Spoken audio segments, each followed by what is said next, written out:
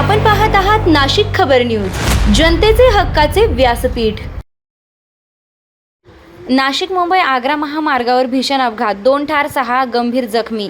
नाशिक मुंबई आग्रा राष्ट्रीय महामार्गावरील शिरपूर फाटा परिसरात भीषण अपघात झाला असून या दुर्घटनेत 2 जणांचा जागीच मृत्यू झालाय, तर 6 जण गंभीर जखमी झाले आहेत। मिळालेल्या माहितीनुसार अजमेर येथून दर्शन करून नाशिककडे परतणारी इनोव्हा कार भरधाव वेगात असताना चालकाचं वाहनावरील नियंत्रण सुटलं।